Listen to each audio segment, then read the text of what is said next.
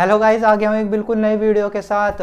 भारतीय कानून में ऐसे बहुत सारे कानून हैं जिसमें अपराध करने वाले अपराधी को जरूर सजा दी जाती है, जिसमें से सबसे ज्यादा खतरनाक सजा काले पानी की सजा को माना जाता है, जिसका नाम सुनते ही अपराधी कांप उठता है। तो आज मैं आपको इस वीडियो में काले पानी के सजा के बारे में ही बताऊंगा। तो चलिए जल्दी से वीडियो शुरू करते हैं। आखिर क्या है काले पानी की सजा? दरअसल पहले काले पानी की सजा को सेलुलर जेल के नाम से जाना जाता था। यह अंग्रेजों द्वारा बनाई गई ऐसी जेल थी जिसमें कैदी का भाग पाना नामुमकिन था। काले पानी यानी सेलुलर जेल में कैदियों को इतनी खतरनाक सजाएं दी जाती थी कि वो वहां से भागने के लिए सोचता तक भी नहीं था। सेलुलर जेल को सन 1986 में बनाना शुरू किया और इसे बनाने में लगभग 10 साल लग गए। साल 1906 में जाके इसका काम पूरा हुआ। ब्रिटिश गवर्नमेंट ने यह जेल भारतीय क्रांतिकारियों को उसमें रखने के लिए बनाया गया था। इस जेल को बनाने वाला आर्किटेक्चर का नाम था मैकलकर। जब इस जेल को पहली बार बनाया गया तो इस जेल में 200 भारतीय क्रांतिकारियों को लाया गया जो पूरे देश में स्वतंत्रता को लेकर आंदोलन कर रहे थे। इस जेल में एक जेलर हुआ करता था जिसका नाम था डेविड, और वह अब तक का सबसे कठोर जेलर रहा है जिसने कैदियों को नरक समान सजाएं दी थी। इस जेल का नाम सेलुलर जेल इसलिए रखा गया था क्योंकि इस जेल का स्ट्रक्चर एक सेल की तरह बनाया गया था, यानी कि एक स्टार फिश की शेप में बनाया गया था। स्टार फिश एक समुद्र में रहने वाली मछली होती है जिसके 5 पैर होते हैं, और इसी तरह इस जेल को भी बनाया गया था। और हर एक पर्टिकुलर पोर्शन में 3 फ्लोर की जेल बनाई गई थी। इसमें कैदियों को अलग अलग सेल्स में रखा जाता था। इसमें एक ऐसा सेल भी था जहाँ पे कैदी की सजा को निर्धारित किया जाता था। जब तक लोगों की सजा निर्धारित नहीं हो जाती थी उन्हें अच्छे से रहने और खाने के लिए दिया जाता था। उन पर किसी भी तरह का अत्याचार नहीं किया जाता था। इस जेल में एक ऐसी धार्मिक स्थान बनाई गई थी जहाँ पे कैदी जाकर अपने अपने धर्मों की ग्रंथ यानी बुकें पढ़ सकता था, और कैदी के धर्म के अनुसार ही उसका अंतिम संस्कार भी किया जाता था। इस जेल में एक फांसी वाला कमरा भी बनाया गया था जहाँ पे कैदियों को फांसी दी जाती थी। इसके नीचे एक कमरा बनाया गया था जिसमें फांसी दी जाने वाली कैदी की लाश पड़ी होती थी, जिन्हें इकट्ठा करके एक बार बाहर निकाल के जला दिया जाता था। अब तक कितने लोगों को सजा दी उसका कोई भी रिकॉर्ड वहां पर नहीं है, क्योंकि ब्रिटिश गवर्नमेंट ने जाने से पहले वे सारे रिकॉर्ड मिटा दिए थे, यानी उन्हें नष्ट कर दिया था। या तो किसी को जला दिया गया या पानी में बहा दिया गया।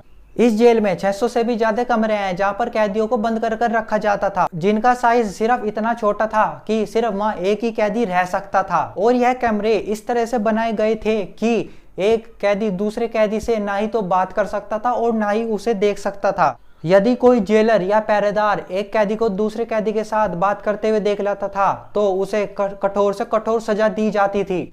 जेल के अंदर आते ही सामने एक खुला गार्डन था जहां 2 तरह के जोत यानी दिए जलते थे। उनमें से एक दिया उन भारतीय क्रांतिकारियों की याद में जलाया जाता था जो इस जेल में रहकर शहीद हो गए थे, और उस दिए को लगातार 24 घंटों तक जलाया जाता था। सेलुलर जेल का इतिहास कोई भी अपनी आंखों से देख सकता है, क्योंकि यहाँ एक ऐसा स्टेज बनाया गया है जहाँ पर लाइटनिंग शो होता है। इस जेल से जुड़ा पूरा इतिहास उस लाइटनिंग शो के दौरान लोगों को दिखाया जाता है। यह जेल एक आइलैंड पर बनाया गया था। चारों तरफ की दीवारें बहुत कम ही हाइट की थी, उनकी हाइट सिर्फ 3 मीटर ही थी, और इस जेल के चारों तरफ पानी ही पानी भरा हुआ था। यदि कोई कैदी भागने की कोशिश करता था तो वह सिर्फ पानी में ही जाकर गिरता था, क्योंकि इस जेल के चारों तरफ पानी पानी भरा था, कोई भी जमीन दूर दूर तक नहीं थी। इस जेल को पानी में तैरकर पार कर पाना बहुत ही असंभव था। इस गवर्नमेंट ने ऐसे बहुत सारे हथियार बनाए थे जिनके दौरान कैदियों को सजा दी जाती थी। वह हथियार आज भी इस जेल में प्रदर्शन यानी शो के लिए रखे हुए हैं। इस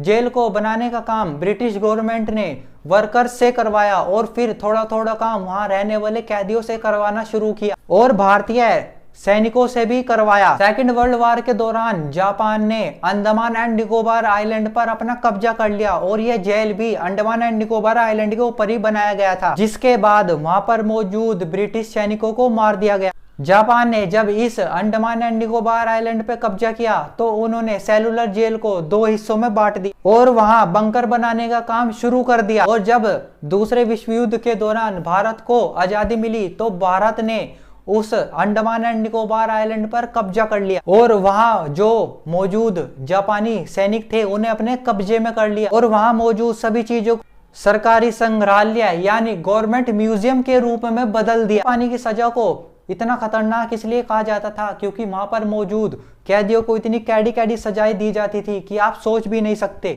यदि कोई कैदी गलत काम कर देता था तो उसे इतने कोड़े मारे जाते थे कि वो सही से उठ बैठ भी नहीं सकता था।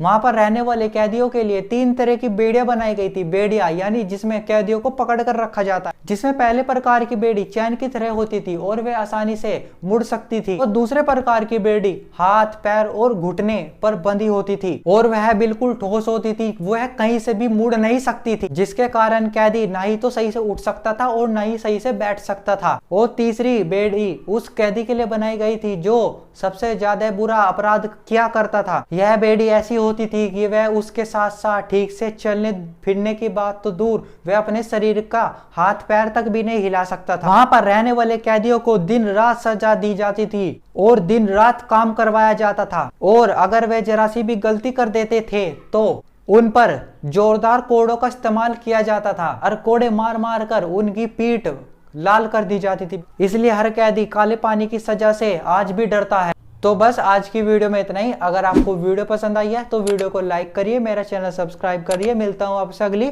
नई वीडियो के साथ।